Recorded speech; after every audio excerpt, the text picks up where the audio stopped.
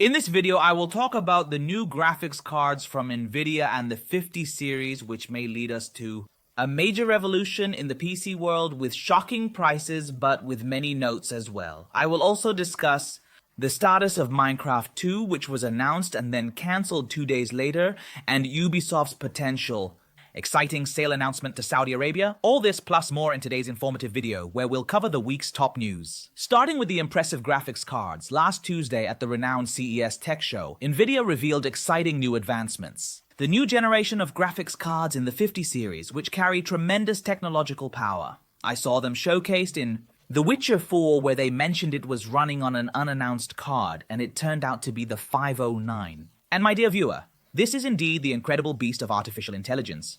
If you take a closer look at its capabilities, you'll be amazed. The shape and design, you'll notice that the card itself is quite small in size. This is the card, but the size of all this is due to the new cooling system. The card is built on the Blackwell architecture, which is advanced. The device offers numerous advantages, starting with its advanced artificial intelligence capabilities. The 50 series places a strong emphasis on AI technology. Each individual card features a high AI TOPS number, which clearly reflects the artificial intelligence capability in the graphics card. The recently announced lineup features graphics cards that will deliver AI performance comparable to that of the legendary card. Can you imagine? Lower price, same performance. For just $550, you'll receive gaming performance that is comparable to the high-end 4090 graphics card, thanks to the advanced AI technologies integrated into the innovative 5070 model. This indicates that every other graphics card available on the market will provide superior performance compared to any current 40 series card. Whether it's the 5070T, which will come at a price of $750 and a power of 1400 AI TOPS, or the 5080 with 1800 AI TOPS for $1,000, or the terrifying giant 5090 with 3400 AI TOPS and a price of $2,000. At the same conference, they announced a technology. DLSS 4 will feature frame generation exclusive to the 50 series graphics cards, the Blackwell architecture, and it will provide the new generation, if I may say, of high frame generation in games without losing the overall quality of the game itself is a real concern. And they provided us with the infamous example of Cyberpunk, which genuinely terrified me. Honestly, I am truly amazed by the astonishingly insane number of frames that appear when running advanced AI. But on the other hand, I am shocked by the weak raw performance of the card. And here lies its problem, not just with these cards, but with the current rapid technological development in various fields, which is increasingly reliant on advanced artificial intelligence. So when you look at the 50 series cards, you'll find they are built primarily on artificial intelligence, and most discussions about its capabilities focus on what the card can do in this regard, like the new generation of the reflex feature called Reflex 2, or the significant advancements in DLSS and super resolution, among others. We no longer see much emphasis on the raw performance metrics of the card, making it feel like the card itself has become less significant.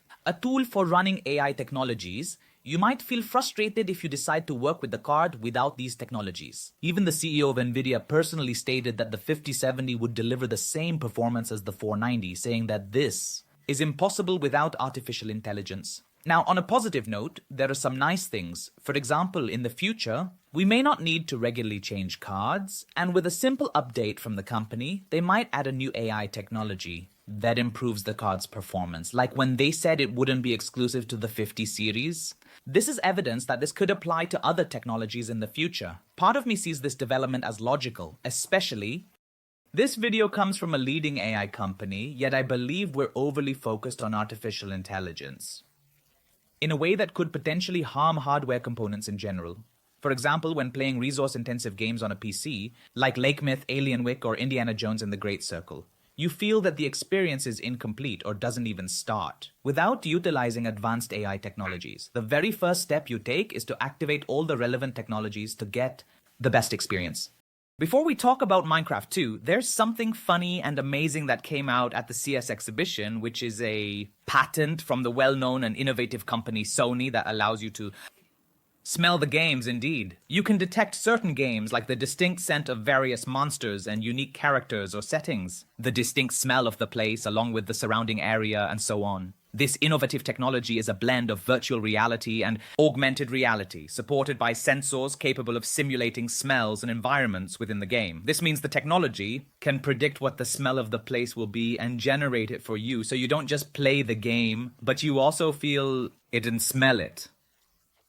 It's like how VR gives you the feeling that you're inside the game's world. This technology will let you smell it. They should call it not VR, but nose air. No, the future. Immersive entertainment, which means entertainment that immerses you in games, and they are trying it out.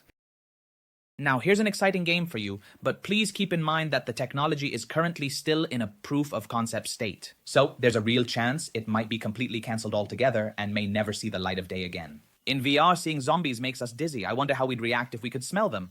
I'm pondering what the ultimate game could be.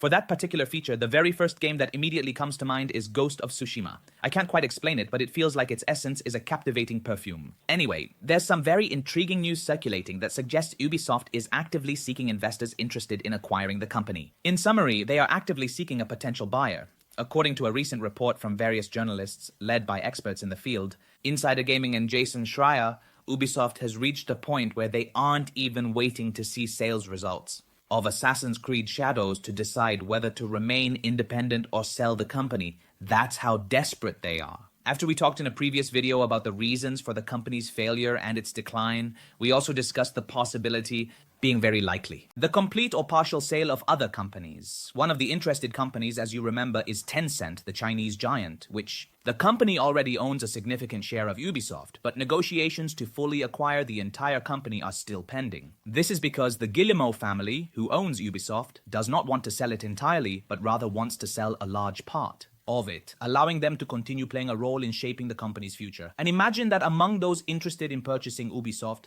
is also Sony is reportedly considering the acquisition of Ubisoft, as indicated by recent leaks, and there seems to be considerable interest from within the company itself. In this matter, however, the significant obstacle to reaching a deal like this is that Sony has recently incurred substantial losses on failed acquisitions, most notably the acquisition of Bungie, as we discussed in a previous news video, and Firewalk Studio, which cost them hundreds of millions of dollars, and they lost it all and shut down the studio completely. So Sony's situation isn't great right now to buy other companies, although honestly I see them, they could potentially be the best company to acquire Ubisoft among all serious buyers currently in the market, and it's said that they have made an official acquisition offer for Ubisoft has been made by the Savvy Group. Savvy, the sponsor of Al Hilal, is a Saudi company linked to the Saudi Investment Fund and has plans underway. Are not clear to us as consumers. I mean, is their goal to develop games or to invest in games and major companies? So far, we haven't.